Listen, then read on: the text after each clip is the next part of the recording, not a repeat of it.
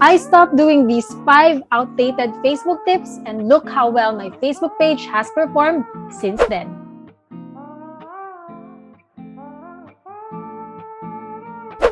Before we move on with the video, I would like to take a minute to talk about a new app that is super helpful for all the teachers out there.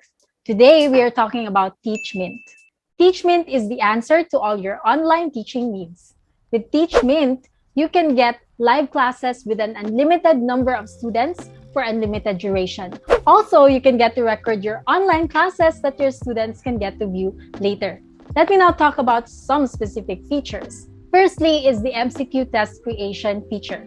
With the Teachmint app, you can create a test for your students in just 2 minutes. Just take a snap, select the correct answers, and share with your students. Ta-da! You know what? These tests are auto-corrected, so your students can see the results real time. You also get other features like an inbuilt whiteboard in the app to teach your students. And you can easily share your notes and assignments with your students. You can also get Teachmint for your desktop. And guess what?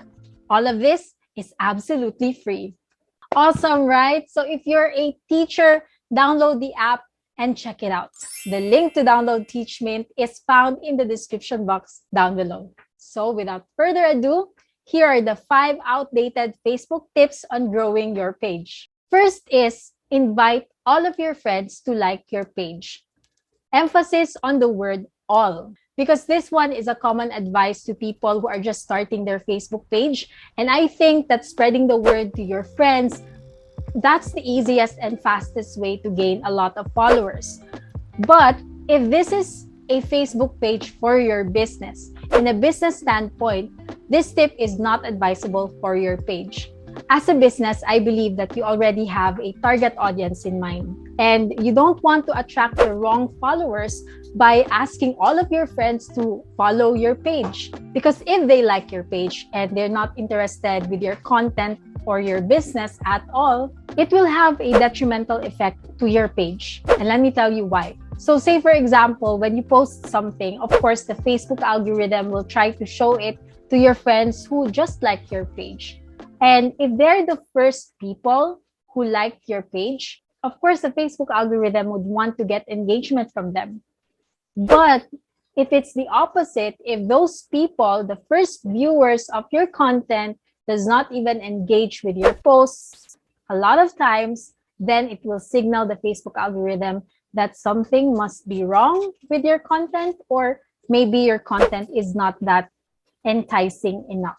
And because that signaled the algorithm that your content is not that good, it would result to less reach or less visibility. Later on, the Facebook algorithm will no longer show it to your Facebook friends. In other words, those Facebook friends of yours are just mere numbers or followers, but they can actually pull down your page's performance. Well, if your Facebook page is for your church or life group or something similar, of course, it's going to be different, because as much as possible, you would want everyone to know about the gospel, about the cause that you have in your church or organization. So if you want me to do a separate video on this one, just make sure to comment down below and maybe we can come up with another video. Second tip is you need to post your original content every single day. Well, I still believe that posting every day will help you improve your Facebook page performance. However, you don't have to necessarily post your own content each day. Instead, you can simply share a post from a relevant page that will resonate with your target audience. So in other words, you don't really have to stress yourself out to produce content every day just for you to increase your visibility or your page's performance. It's okay to simply share from time to time. Next tip is post at an optimum time only. Well, there was a time where we all wanted to post at an optimum time only, but this year, it's working quite differently. I realized based on my experience, it is completely okay to post at any time of the day. I don't have to stick with a particular schedule. If you want to know more about this one, you can check out my latest video right here. Next outdated tip is saying comment down in your caption or something like tag your friend, mention your friend, things like that. The Facebook algorithm does not want you to solicit engagement in your captions. They want you to play fair.